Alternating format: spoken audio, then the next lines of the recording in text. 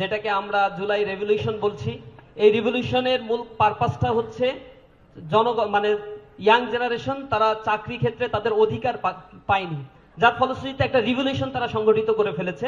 কিন্তু আমরা বর্তমান সময়েও এই স্ট্র্যাটেজিক্যাল জায়গা থেকে গভর্নমেন্টকে খুব বেশি ইমপ্রুভমেন্টের দিকে আমরা নিতে পারি নাই বা দেখি নাই, এবং পূর্বে এটা হয়নি কারণ একটা হিজিমনি এখানে আমাদের ছিল, আধিপত্যবাদের এক থাবা আমাদেরকে এই ডেভেলপমেন্ট জিওপলিটিক্যাল দিক থেকে ডেভেলপমেন্টটা করতে দেয়নি।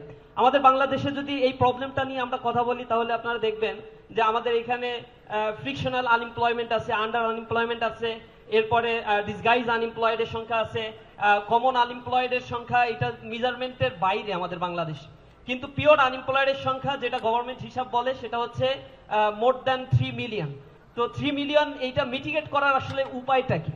এই ব্যাপারগুলো নিয়ে বিগত গভর্নমেন্টও ডেভেলপমেন্ট ওয়ার্ক করেছে, কিন্তু সাস্টেনেবল ডেভেলপমেন্ট তারা করেনি। এই জায়গায় জামাত ইসলামী খুব বেশি এমফাসাইজ দিচ্ছে, এবং জব মার্কেটে প্রতি বছরই আনএমপ্লয়েডের সংখ্যা 2 লাখ মানে 2 লাখ অ্যাড হচ্ছে, এবং এই অ্যাডিশনটা ডে বাই ডে ইনক্রিজ হচ্ছে, যা আমার সোসাইটির জন্য একটা বিশাল বার্ডেন ক্রিয়েট করছে। এই বার্ডেনটা মিটিগেট করার জন্য উপায়টা কি?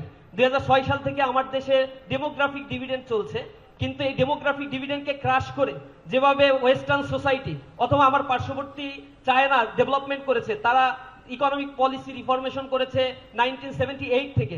এর আগে তার ইকোনমিটা ছিল বাংলাদেশের ইকোনমির চাইতেও ভালনারেবল সিচুয়েশন, কিছু কিছু প্রভিন্সের তার চাইতেও খারাপ অবস্থা ছিল।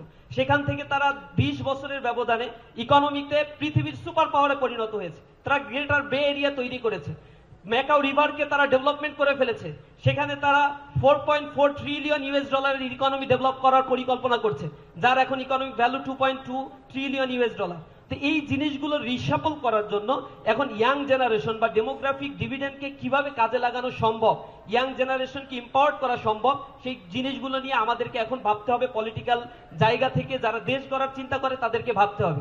আমার আজকের এই প্রেজেন্টেশন বা সামগ্রিক বিষয়গুলো নিয়ে জামাত ইসলামী যেই কনসার্নটা দিচ্ছে ইয়াং জেনারেশনের প্রতি, এবং জিওগ্রাফিক্যাল কারণে আমাদের দীর্ঘ সময় ধরে আমার এডুকেশন সিস্টেম এবং আমার পাশাপাশি ইয়ুথ এম্পাওয়ারমেন্টের জায়গাগুলোতে অনেক বেশি বাধা সৃষ্টি করা হয়েছিল। যেহেতু জামাত ইসলামী কোনো আধিপত্যবাদের বিষয়গুলোকে টলারেট করে না, তার ম্যান পাওয়ারকে সে এম্পাওয়ার করতে চায়, দেশের ডেভেলপমেন্ট নিয়ে সে কাজ করে, কথা বলে।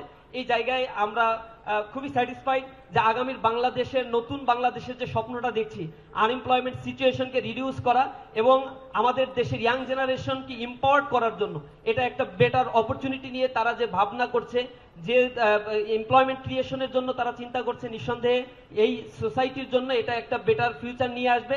এবং আমাদের দেশের এই বেসিক প্রবলেমটা যদি রিডাকশন করা সম্ভব হয় তাহলে ইকোনমির ক্ষেত্রে একটা চমৎকার একটা ডেভেলপমেন্ট আমরা দেখতে পাবো ইনশাআল্লাহ। তো সবাইকে ধন্যবাদ জানাচ্ছি। আসসালামু আলাইকুম রহমতুল্লাহ।